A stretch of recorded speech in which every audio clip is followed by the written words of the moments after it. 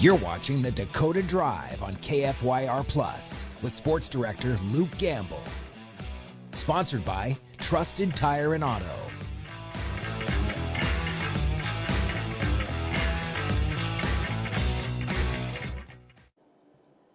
Welcome into the Dakota Drive, December 15th. Hard to believe. I woke up this morning and said something to my wife about it being 10 days till Christmas, and then you got to hit the pause button, and you're like, wait, 10 days until Christmas? Yeah, hard to believe. Crazy to think that we're halfway through December already, but that's where we're at. And so with that, welcome to the Dakota Drive on this Monday afternoon. Excited about the show that we've got planned today. We've got some fun guests planned, and excited to talk to a wide array of people today as we talk girls basketball, and then we're going to talk some soccer, international soccer at that, which I'm super excited about. And then we're going to talk some more girls basketball at a different level later in the show.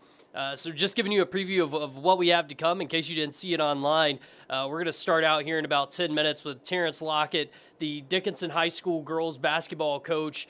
Dickinson High is off to a great start so far this season. They've got a pair of wins and 2-1 on the season. They've already surpassed their win total from a year ago, and the last one that came over the weekend came in dramatic fashion. They won on the road in West Fargo with a buzzer beater shot.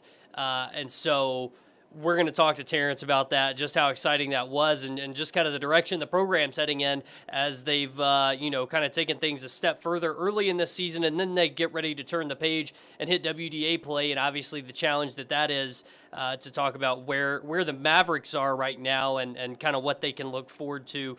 So excited about talking about that with AA basketball. AA basketball has been so fun already to start the season. The West has been very, very good. It's hard to believe just how good the West is right now against East teams and those head-to-head matchups. Granted, it's December. We'll see what this looks like in, the end of February, beginning of March, midway through March, whenever we hit region tournaments and then state tournaments and where everybody's at and rankings and all that kind of stuff, because WDA teams are going to beat up on each other. Eastern Conference teams are going to beat up on each other. But really excited about what the WDA has going on right now. On the girls' side, number 2 West Fargo Horace got knocked off over the weekend by Legacy. Legacy's girls are a perfect 3-0. Century went on the road. They went 3-0 in Wyoming. Legacy's girls, Marley Falcon's been incredible. She's scored 30-plus points in every single game this season. Mandan's girls are a perfect 3-0 with a new head coach. Mandan's boys are just as good right now. Bismarck and Mandan going to play against each other tomorrow night. So there's so many exciting things going on in Class AA basketball and in the WDA, and so much to look forward to as well if you're a basketball fan in North Dakota. So excited to talk about Dickinson girls basketball here in a few minutes. And then about the half hour of the show, we're going to talk to Dina Polanco, the UMary soccer standout, and she's only a freshman. She made a huge impact this year for the Marauders. She was the NSIC Newcomer of the Year. She was also named to the All-Central Regional team. And since then, she's gone on and she's making an even bigger impact in international waters. So she is playing for the Guatemalan national team, which is so cool to see. She's putting UMary on pause. I mean, they're in their off season anyways, but she's putting those things on pause while she goes and plays overseas for her country. And she's had success early on. The Guatemalan team won their first game for the CONCACAF Women's World Qualifiers, and she was a reason for it. She had 1 of 4 goals in that game and a 4-1 win.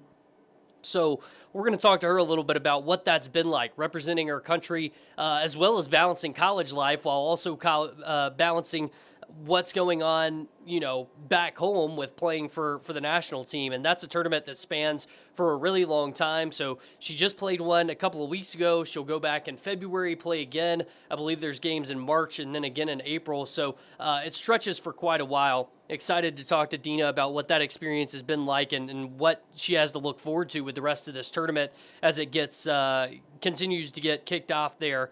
And then we're going to wrap up the show later in the hour with David Gourneau Jr., the Turtle Mountain girls basketball coach. Class A basketball going to a different level. Turtle Mountain has made that transition. They used to be in the WDA, and now they've made that transition to where they're playing at the Class A level, and I think that's been a huge part of their success, but they've also just had fantastic play across the board. 2 out of their 3 games this season, they've had 4 different players in double digits, so they're 3-0. They weren't ranked. They were receiving votes at the beginning of the season, the preseason polls. They get through their first 2 games. They're ranked number 5 in the state. And then this past week, they go and they knock off number 2 Carrington as they were the number 5 team. So pretty safe to say that Turtle Mountain's going to be rising up the rankings again this week. We were already had David kind of in our sight lines. It's like, okay, let's talk Turtle Mountain basketball here pretty soon because of everything going on with their program and how much success they're having. But then certainly after getting a win over the number 2 team in the state, that definitely made us want to get him on and talk to him. So that'll be fun to talk to him as Turtle Mountain girls basketball off to a perfect start. Their boys program off to a good start as well. So we'll talk a little Class A basketball to wrap up the show. But to get things started, before we get to Terrance Lockett here in just a few minutes, we'll talk a few news and notes from around the state. We'll start off with some college basketball. Allison Unland, UMary center from Mohall, Lansford, Sherwood. She's from Mohall, played for MLS. She was the NSIC Player of the Week for the North Division. Averaged 20 points per game this past week. She led the conference with 11 rebounds. Had a career high in points in one of those two games. Even more impressive, she's shooting the ball fantastic. 59% from the field, and then 57% from deep. I think she was 4 of 7 or something like that. UMary now 10-3 on the season. They've had a bunch of home games here recently. They're going to go on the road and get tested this week in Minnesota against Bemidji State and then against Duluth. So we'll see how they fare there as conference play continues to build. Rick Newman told us early in the season that, no one really knew what to expect with Allison, so they didn't know how to game plan for her in terms of opponents. But the number one thing that has stood out is, 1, her ability to crash the boards, 2, her ability to block shots and block them to keep them in play where a team can make a play on it. But the third one, which was maybe one of the biggest, was her ability to stretch the floor and how she's been able to shoot from the perimeter. Obviously expanding on that as she goes 4 for 7 last weekend. And that's a huge asset when you're 6'3", I think is what she's listed as, when you're 6'3" center, and you can stretch the floor and drop a couple 3 balls in every now and then for your team. That's a huge threat. So University of Mary women continue to roll. They're now 10-3. Minot State picked up a couple of wins over the weekend as well. UMary men picked up a couple of wins. A huge win over Moorhead on Sunday. That's obviously a big one for UMary. I think they had lost 7 straight to Moorhead, so kind of turning the page there for the Marauders as well. And then when we look on the men's side of things, Anthony Walters from Jamestown was the NSIC Player of the Week. On the men's side, he averaged 24 points per game, 6 rebounds per game, and 3 assists. And Jamestown, we talked to Casey Bergman last week. Yeah, gosh, time flies. Last week, and talked about just kind of the direction they were going after they had beaten UMary. They got 2 more wins, and they went to overtime again in one of those games. So we had talked about them going to overtime against the University of Mary. I think it was 2 overtimes against University of Mary. They go to overtime again this week and get a couple of wins. So Jamestown kind of clicking and kind of figuring things out here in the NSIC in the early parts of the season as they've transitioned to the Division II level. So exciting to see that with the Jimmies and exciting to look ahead to where they're going to be. Looking out east a little bit, North Dakota State, both of their programs are off to phenomenal starts. The men's team off to their best start since 2015, best start in 10 years. Women's team off to their best start since 2004. Andy Rykoff giving us these stats. I saw these stats online, so credit to Andy Rykoff, the voice of NDSU women's basketball. The best start through December in Division I era for both teams collectively. So North Dakota State's clicking on all cylinders right now. The Bison play Crookston tonight at home, so that's another chance for fans to see what exactly the Bison are doing early in this season as things kind of get underway. So we'll talk a little bit more about that as the show rolls on and talk about what the Bison have been doing. Obviously impressive from their standpoint. We're going to get set up here quick with Terrance Lockett to talk Dickinson girls basketball, and we talked about just how competitive the WDA is. WDA play going to start this week for the Mavericks. as well as everyone else. Bismarck and Mandan is going to be the one that I think is circled on everyone's calendar here on Tuesday. But we're going to bring in Coach Lockett to talk Dickinson Mavericks girls basketball. The Mavericks off to a 2-1 start, their best start in a couple of years now. They've already surpassed their win total from a season ago. And just like that, we're going to bring you on live here, Terrance. First off, man, congrats. I'm going to come out firing with the hard questions. So, how high do you think your vertical jump was on Saturday? We showed a lot of grit and toughness, and that we haven't had in previous years. And I'm just so proud of the girls, and I'm super excited. I'm going to show this video here in just a second. You guys got a big win on the road. You started off your season with a win, but this past weekend, getting that win on the road and doing it in the way that you did was pretty exciting. So I'm going to play this video. Walk me through kind of what you were seeing or what you were thinking as you guys had a chance to inbound the ball and go on offense there late in the game. So for this, I told Jenna Nelson, just bring it over half court. I was going to call a timeout. And then when I see her have like the first step, I just told her she needs to keep going, because if I call a timeout, they got a chance to set up defense. And I didn't want them to bring out something blind and we didn't see. And so when I seen her have the first step, and she made a wonderful pass to Allie Stevenson, and Allie just went down and was like, I already had a great game, so I'm not going to stop now. Yeah, absolutely. I was laughing the first time I saw this video at your reaction on the sideline. I mean, for you guys, after last season having a tough year and that kind of thing, for you guys to get a win like this, especially early in the season, I mean, what does that mean to these girls and to you and to this program? Well, we really went hard this summer, and it just shows like the difference between one summer that you can have and going hard this summer. It just shows like the dedication, like, because couple years we didn't really have many girls showing up, and last summer like we had a lot of girls show up, and it just goes to show you that if you put the time in, good things can happen. Yeah, absolutely. Now you've gotten a season. Is this your second season or your third season with Dickinson? This is my second season. Second. Okay, that's what I thought. So, yeah, I mean, how have you, I guess, approached this season differently than now that you've had a year of experience under your belt, experiencing AA basketball? Well, I was at West Fargo last year. I was with the Packers, and so it was just like we need to do something different with Dickinson, because we start off slow every game, and we can't start off slow like every single game. So we just need to do different things, and coming in early, leaving late. Like, girls just want to have it, and you can just see like they want it. Yeah, absolutely. What's that? I guess what was it like for you going from watching, EDC teams every night to last year seeing WDA teams every night? Is there a difference in your eyes? I mean, is there a difference in style of play or skill or just anything? The difference is show up every night, no matter how you look at it, because teams are going to show up. Yeah, well, you guys obviously turned the corner now, and you got to get ready for WDA play after these first three non-conference games. So, what's your approach to that as you try to keep momentum going, and how important is it to keep momentum going with these next couple of games before you hit a holiday break?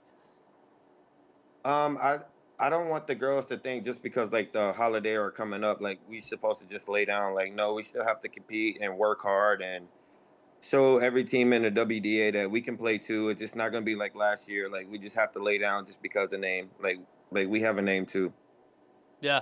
How much of it has been a mental approach, maybe more than anything, too? I mean, after you struggle through a season like last year, I mean, do you feel like there's been a mental adjustment from your girls this year?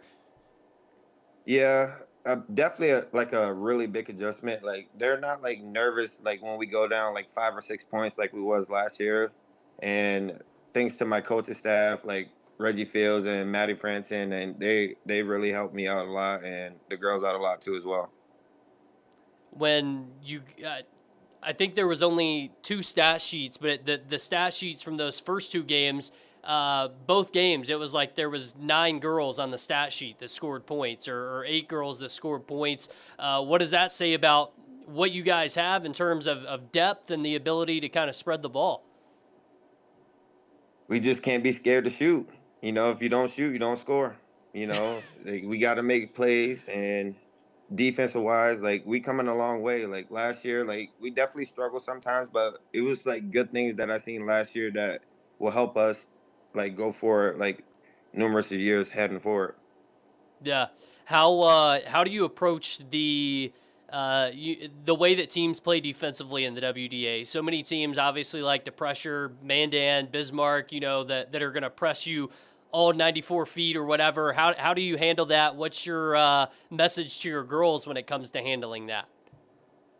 Well, we got to get stops. We got to get stops. If they score, they're gonna set up the press. So if we get stops, they don't have time to really set up the press. So we're gonna just keep pushing forward and get some rebounds, no second chance points, and don't let them set up the press.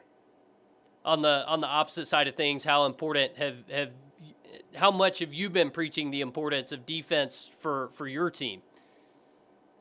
Well, defense, you got to get stops to win. You got to get stops. So defense is definitely an important aspect of our team, and we came a long way from shying away from talent, and now like they see that we can play too as well. So it's confidence booster, and we definitely needed that win. Yeah. How much you get a win like that on the road in such a dramatic way too? I mean, what is that? What do you feel like that can do for the confidence for your girls as you hit WDA play? Smiling and having fun and enjoy one game at a time is you 0-0 after one game, so it doesn't matter. And up to the next challenge, and we got Williston on Tuesday, and we're excited to play them. Yeah, Williston's red hot. They're scoring a lot of points right now. What have you seen from them? I mean, they have. I think they put up 93 in their first game or second game of the season. What have you seen from Williston, and how do you slow that down? They have a lot of pressure defense, and they can really shoot like really well, and we just got to stop the transition offense and take care of the ball like when they press, and got to make them turn the ball over as well and take the easy shots.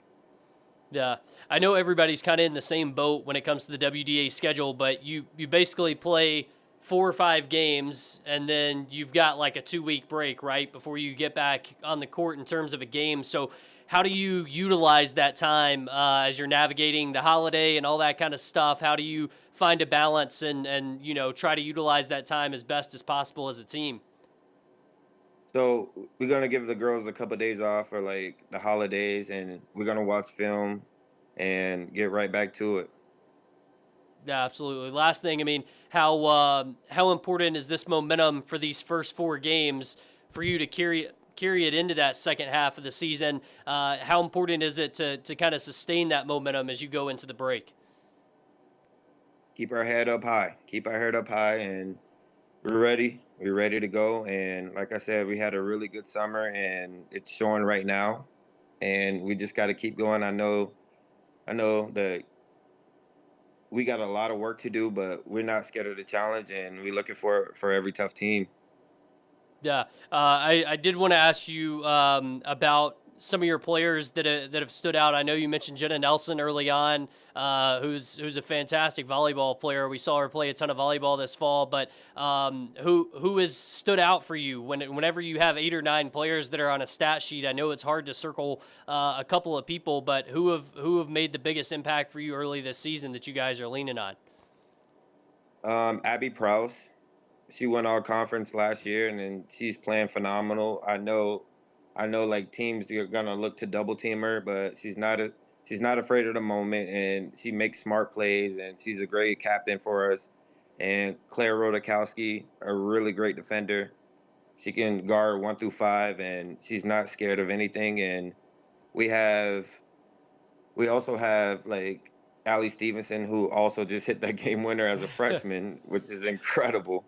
She wasn't afraid of the moment, and Tatum Fisher played a really good game as well. And Emily Dookie really came out on Saturday and showed that she could score on all 3 levels. So I'm definitely super proud. and Every Fritley, also a seventh grader, but not as scared of the moment. So we got a lot of players that's super young, but we're ready to go. Yeah, what's that like for you, kind of putting your confidence in those girls that are so young and don't have as many minutes as at the varsity level? What's that been like for you, seeing them get meaningful minutes here early in the season? Well, I'm just been like proud because like I watched them during the summer, and it's like surprising to like people who haven't really seen us play like the whole summer.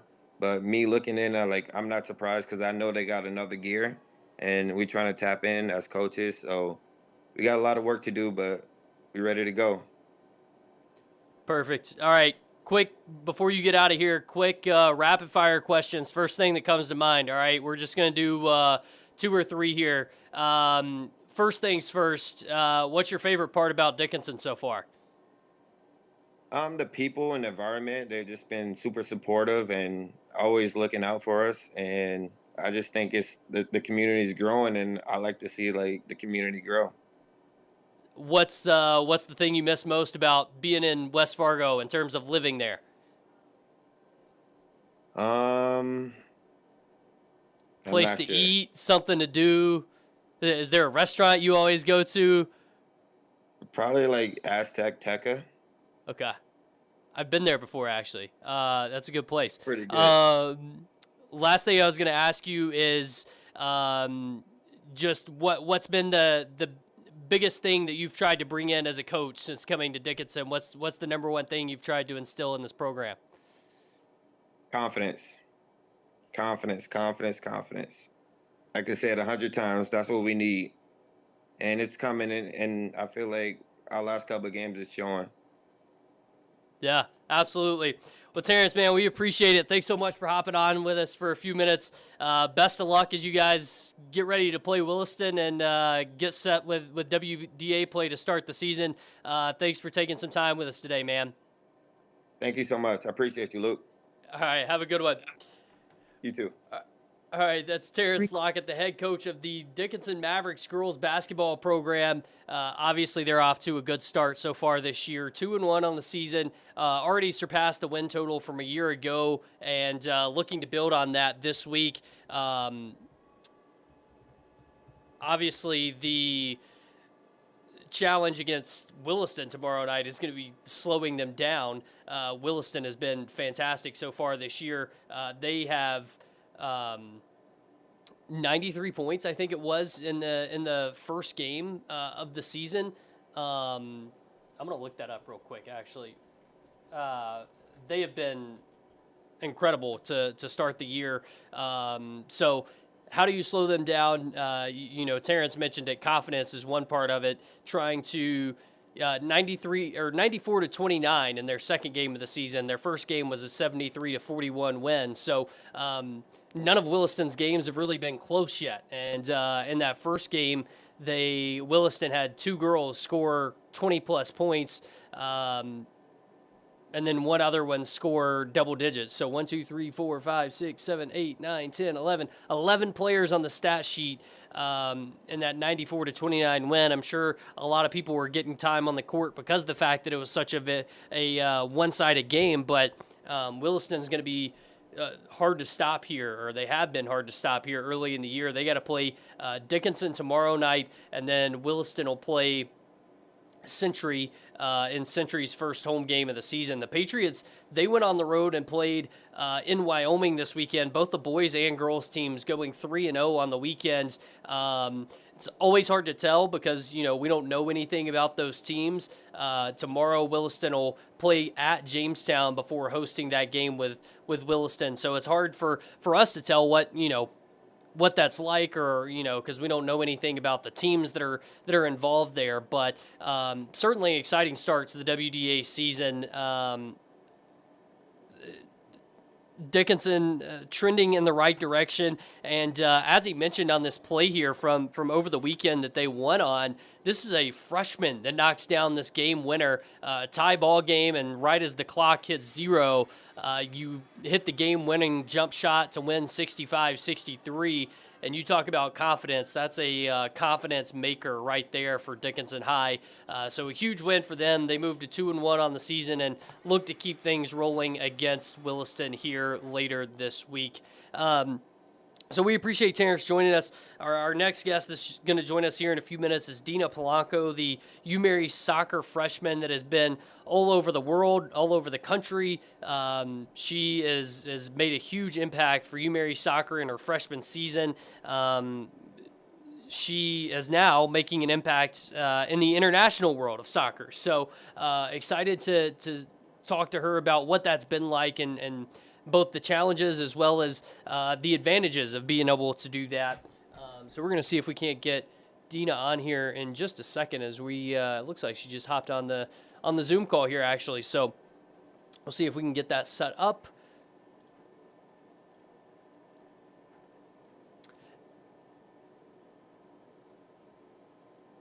So Dina Polanco is playing for the Guatemala national team.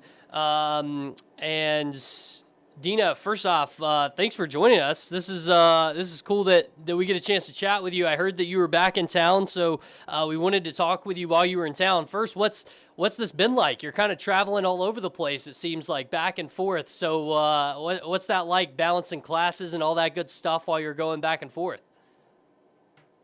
Well, it's very nice. It's actually sometimes hard, but with discipline, you can do it. Yeah, absolutely. Well, let's look back at the season with UMary first before we get into the Team Guatemala talk.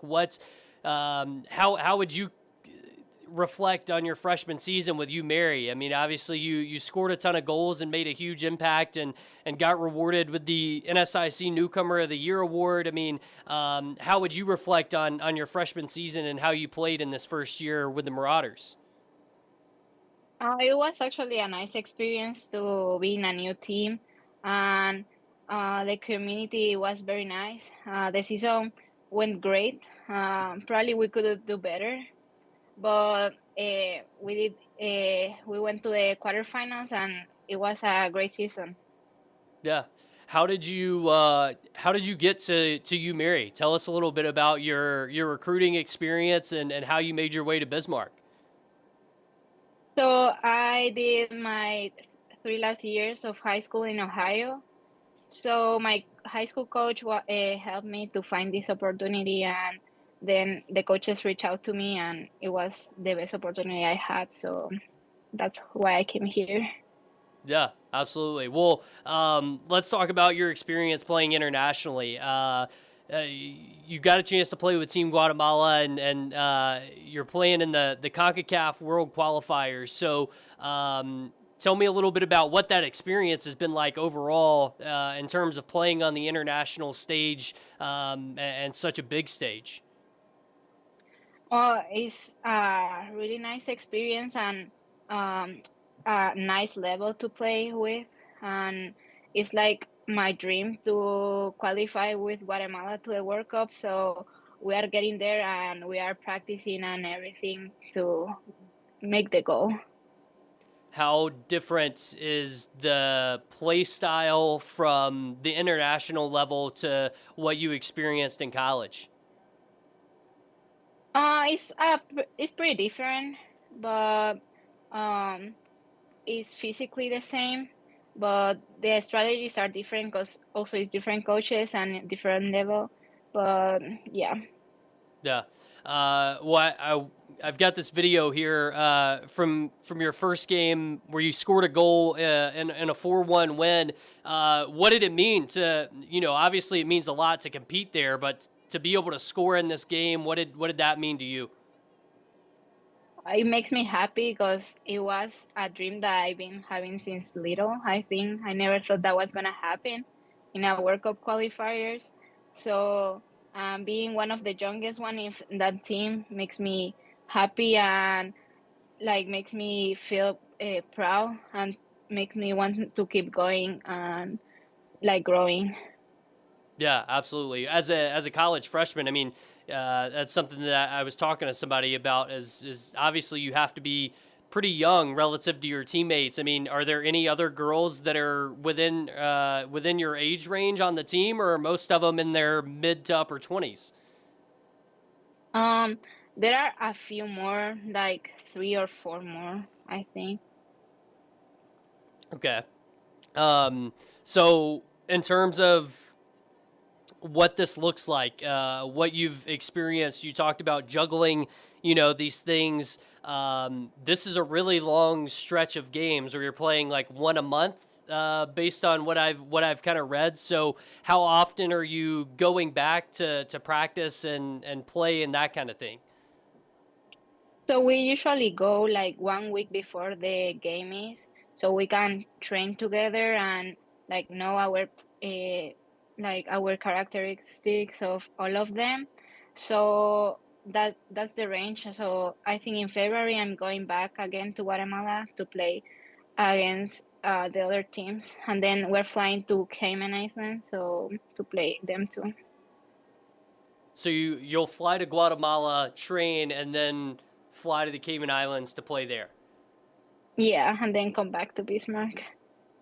So will you have to go back to Guatemala to fly to Bismarck, or will you just come back to Bismarck? Uh, I don't know. Maybe I Okay. think to Guatemala because it's Yeah, shorter. that's crazy. So you've spent a lot of time on an airplane recently, or you're planning a lot of time on an airplane in the near future. Yeah, yeah. um, what is it to be able to represent your country like this? I mean, um, what does that mean to you, as somebody who, you said that you grew up kind of dreaming about this? What does it mean just to wear that jersey and wear the patch on your shoulder and be able to represent your home country? How cool is that opportunity for you, especially at this age? Yeah, I feel it doesn't have words. I cannot describe it, but it's like makes me feel so happy and proud, and I can see the efforts I did since little of my family too, because like without them, I would not be able to be here in the US or playing the national team. So I feel like so happy, and like as I told you before, makes me want to keep going and have a better future for me and for my family. Is is most of your family still in Guatemala? Do you get a chance to see them when you go back to train? Oh yeah, all my family is in Guatemala. I'm the only one here, and yes, they usually let us like have some time to visit when I go to those camps or to the qualifiers. So it's something that make us motivate too, because a lot of people don't see the family usually like me here. They Yeah. don't come here usually. Yeah, yeah, that's awesome. That's so cool that you get a chance to do that for your team. I mean, I know you're in the beginning stages of group play, and you've got several more games. Um, what what does your team have to do to continue, winning at this level? I mean, I know you got to win in the first game, but what are you guys focused on in terms of trying to keep winning and advance through group play? So of course, winning is the first part, and our like main goal is beat Costa Rica because it's one of the goals, and we need to get the first group stage to qualify for the next round. So hopefully we make it. Yeah, absolutely.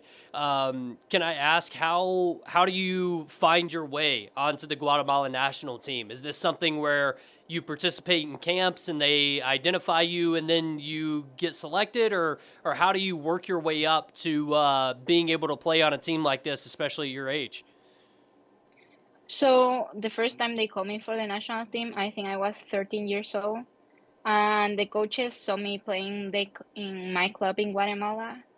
And after that, I've been in the national team in the U17s and the U20, and I've been the captain too.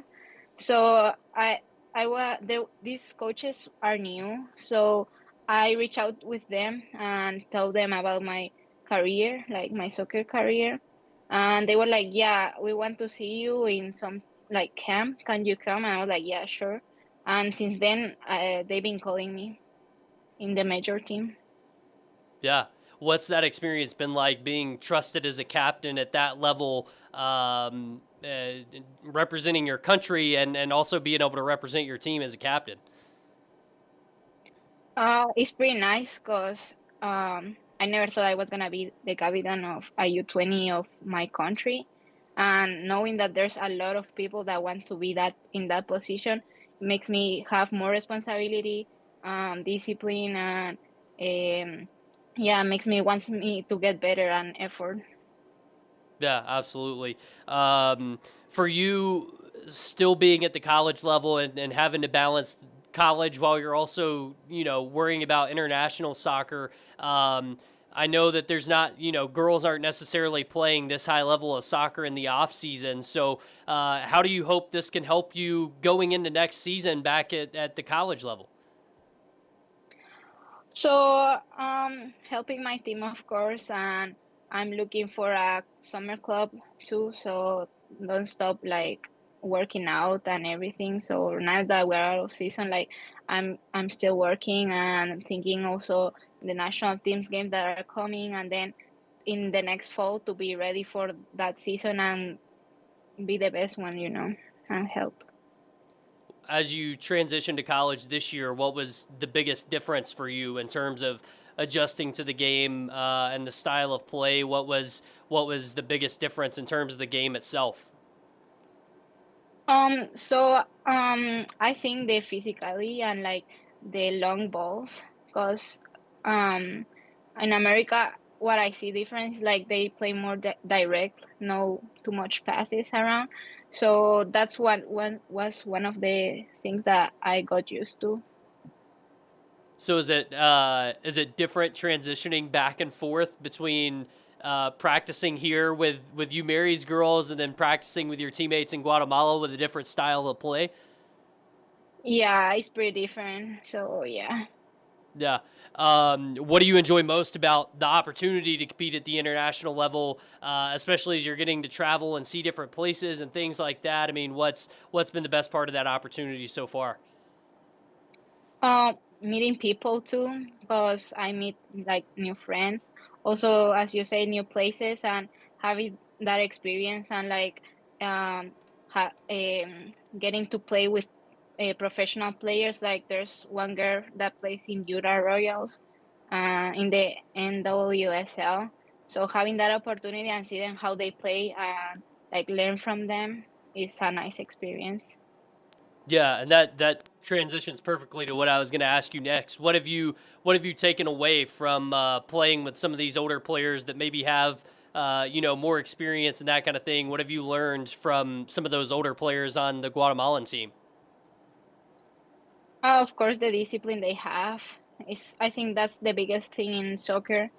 The efforts they made also in the life, because they also start in Guatemala too, and like um, it's a big thing that we're women and like sometimes they don't support us, but like we keep fighting.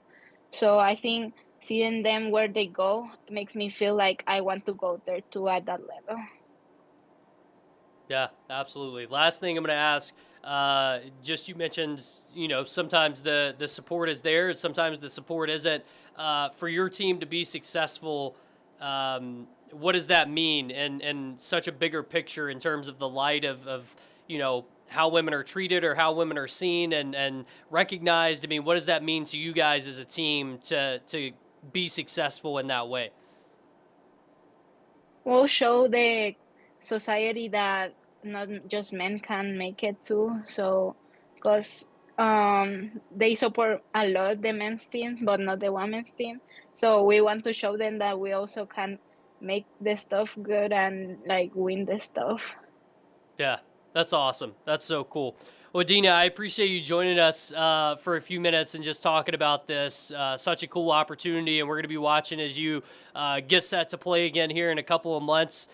Best of luck as you travel back and forth. I hope you have a calendar where you've got everything planned, because you've got to be more organized than most people with the way that you're balancing things. But thanks so much for joining us. We appreciate it. Thank you for the time. All right, have a good one. All right, that's Dina Polanco, the UMary women's soccer standout who's taken the world by storm, really. That was so cool to hear. I mean, talking about just what it means in terms of wearing the colors, excuse me, what it means in terms of wearing the colors on your chest, but also what she was talking about from a broader picture in terms of how people see women in her country and how they see their success at an athletic level. I'm just going to play this goal again here from that first game. This was from a 4-1 win that they had, and this was the second goal of that game. I mean, it was a pretty good goal, too, but Guatemala getting the first win, and now they'll play February 28th, February 27th, excuse me. They'll play again in the second game of the group stage. They're in Group C of the CONCACAF Women's World Cup qualifiers. Just phenomenal to hear her talk about what that experience is like. I can only imagine what it's like being a college student and balancing, you're worried about your next test, but you're also worried about when you're flying back to Guatemala to play soccer again. But just a fantastic opportunity. And I think the coolest part of this is that kid in the front that's running. It looks like a kid.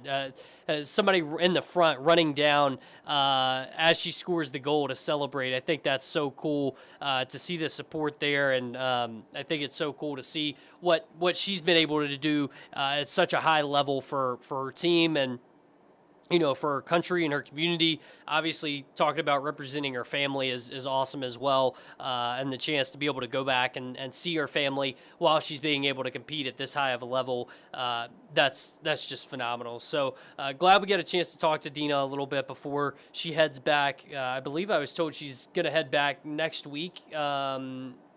To Guatemala. I should have asked her about that, but I believe I was told she was going to head back next week. So got a chance to catch up with her while she's back in Bismarck and back in the States and doing the college student thing. So trying to find a little bit of normalcy in her life before she's back and forth. But wrapping that up, we'll get to David Gourneau Jr. here in just a few minutes. The Turtle Mountain girls basketball coach. We'll talk Class A girls basketball as Turtle Mountain is off to a great start here early in the season, 3-0. They got a win over a ranked opponent. But I just wanted to wrap up talking about North Dakota State men's and women's. We mentioned it earlier, North Dakota State women's basketball, best 10-game start since 2004. And they've just been phenomenal early in the season. Andy Rykoff, the voice of NDSU women's basketball, with that stat. So I wanted to shout him out because that's where I got that stat from. North Dakota State will play at Pepperdine tomorrow. The women will. The men play against Minnesota Crookston tonight. I had to double check the women's story there real quick because I couldn't remember who was playing Crookston tonight, but Avery Conan has been fantastic early in the season for the Bison women.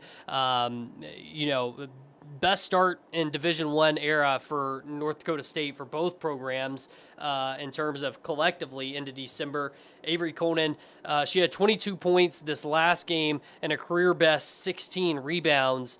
She's got 4 straight double-doubles. I think she's on her way to, being in the conversation for Conference Player of the Year, if not at the top of that list for Conference Player of the Year.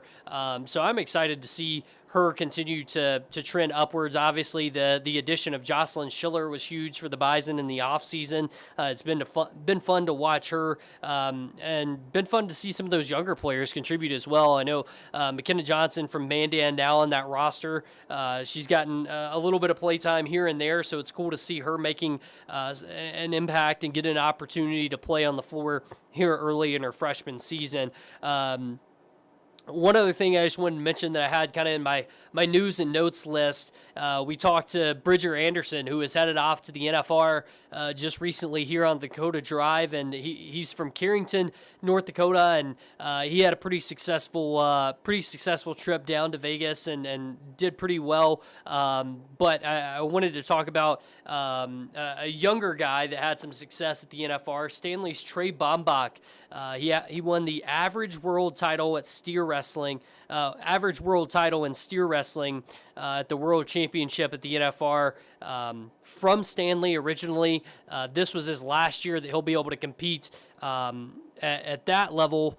He goes to Gillette College in Wyoming, so next year he'll advance up to the next stage. But congratulations to Trey. I mean, that's obviously an incredible feat to win the world title at steer wrestling for best average at the NFR. So cool experience in the NFR. Obviously, something that means a lot to a lot of people, especially in our area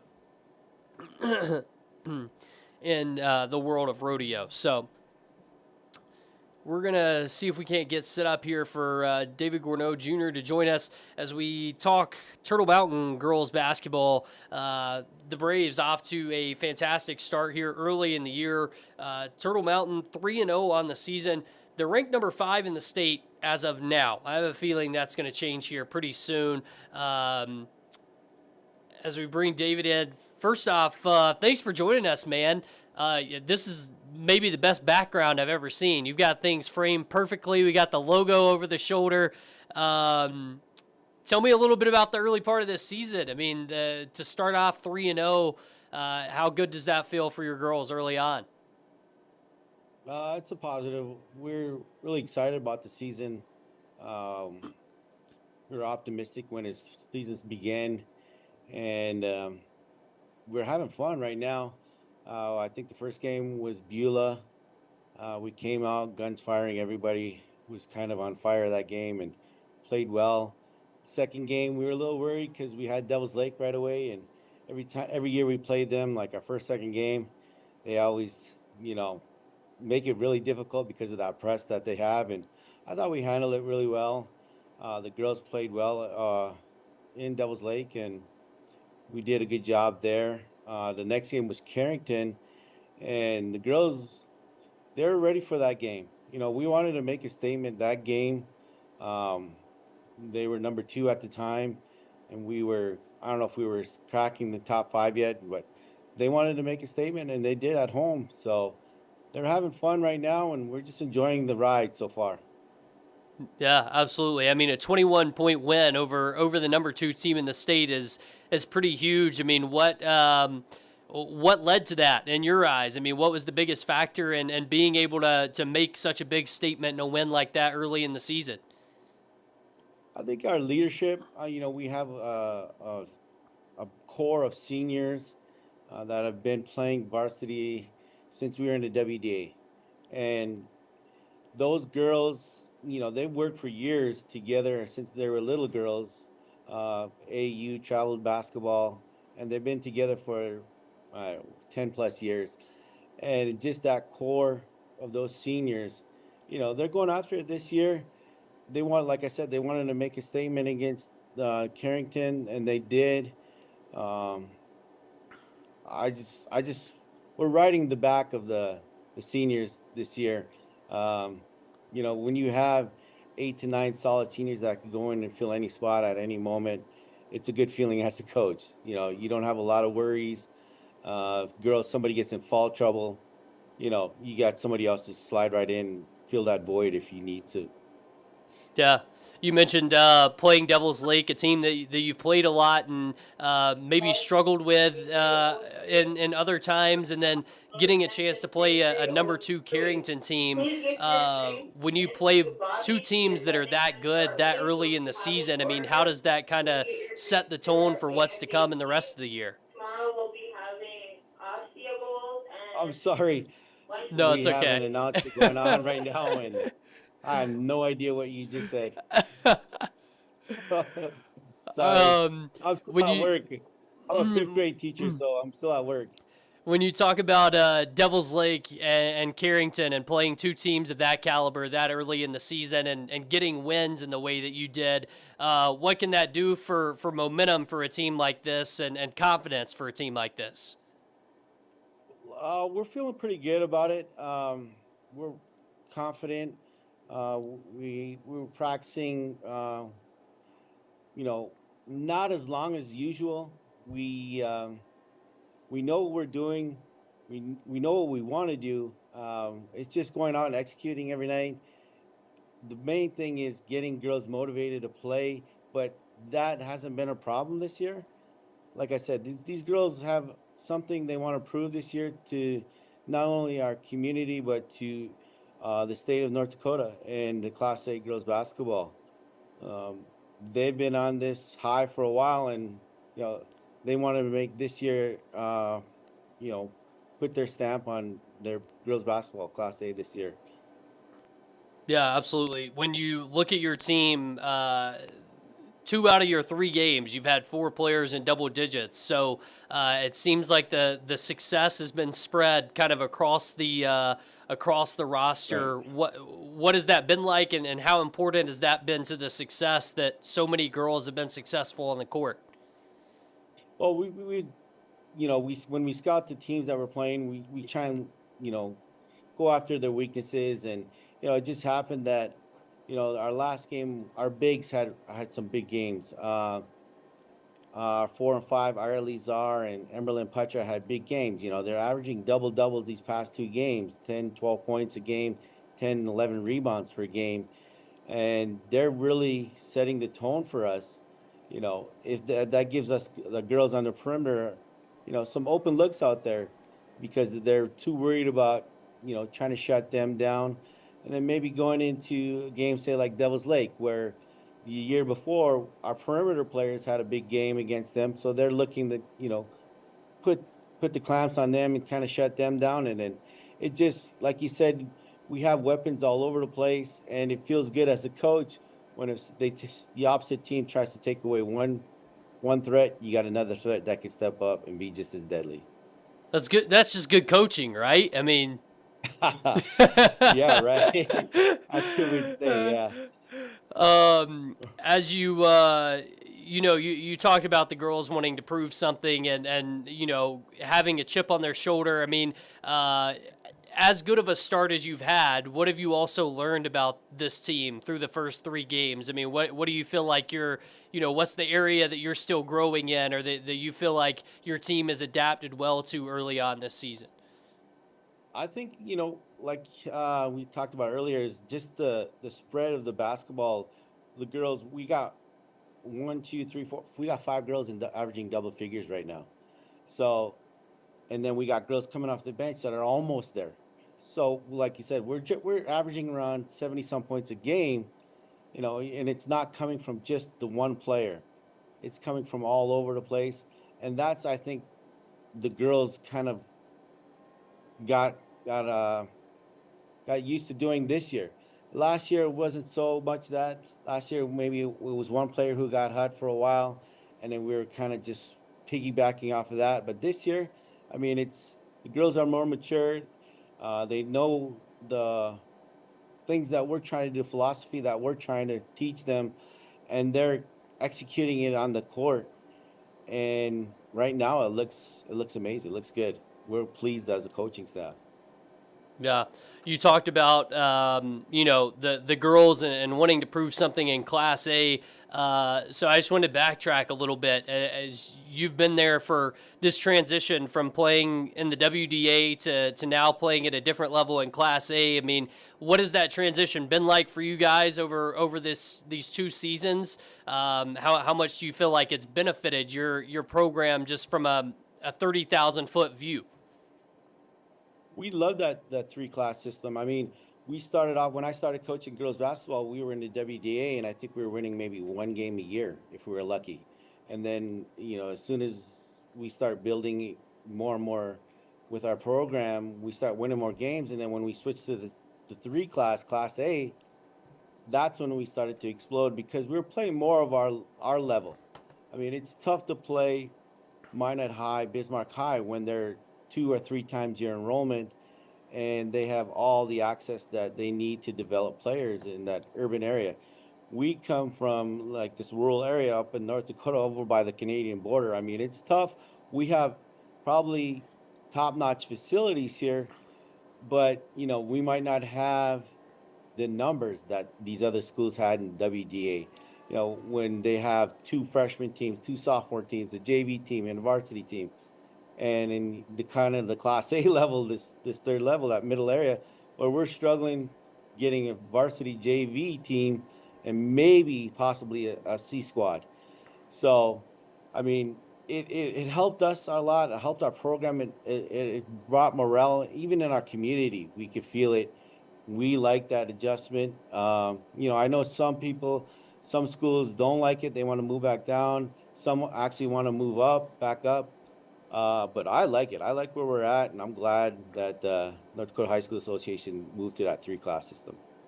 You mentioned the community morale. I mean, with both of with the girls program and the boys program being pretty successful here in the last 2 seasons. I mean, how important is that community aspect been to that as you've continued to garner attention around your program and have people excited to come out to games? How important has that aspect been for your girls and trying to continue building on that? Like I said, we're way up north by the Canadian border, so it gets long winter months up here. So it's winter 4 or 5 months out of the year. And during that season, the two sports that we strive in is wrestling and basketball. That's the two sports that we love up in our community, and we do well in both of those.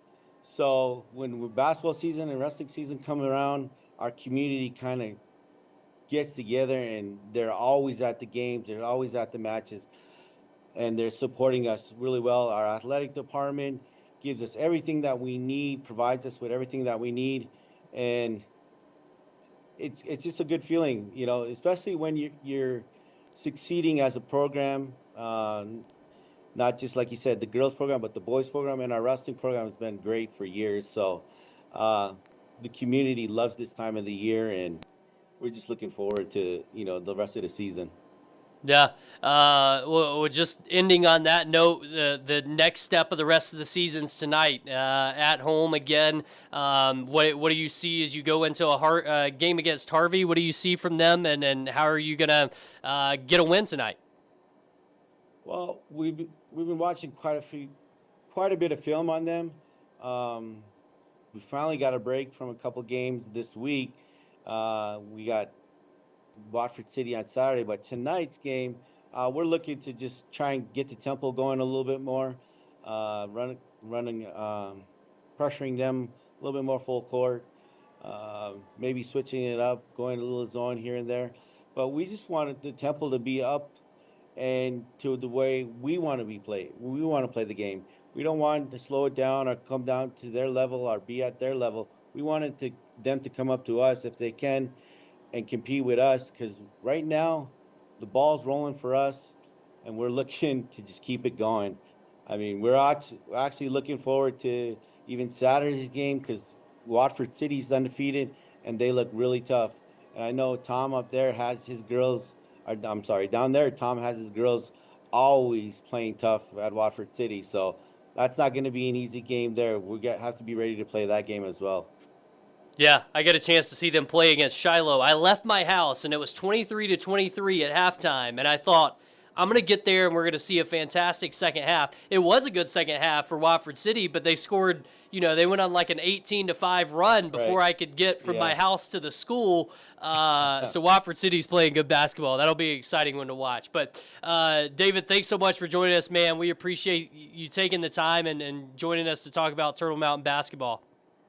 No problem. Thank you for having me. Yeah, absolutely. Have a good day, and best of luck tonight. Thank you. All right, so that was David Gourneau, the head coach of Turtle Mountain girls basketball, as they roll on from a 3-0 start and look to extend that win streak to 4 straight games tonight, welcoming in Harvey Wells County to Turtle Mountain in a home game tonight. So we'll have the score for you tonight on KFYR. Should be a fun game. Should be a fun game between them and Watford City later this week. But we appreciate you joining us today on the Dakota Drive this afternoon, December 15th. One more show and then Christmas, man. Hard to believe. But things just keep getting more exciting as winter sports heat up. So many fantastic athletes to talk about and teams to talk about. And we enjoy being able to talk about them a little bit more in depth here on the Dakota Drive as we get to have those extended conversations and go one-on-one with people in a little bit longer format that you don't get to see it at 6 and 10 on our shows. So we appreciate you joining us. We hope you have a great rest of your day and a great rest of your week. We'll be right back here, same time, same place, 2 to 3 p.m. Central on the Dakota Drive on KFYR Plus next Monday before we hit the holiday break. We appreciate you joining us. Have a great rest of your day.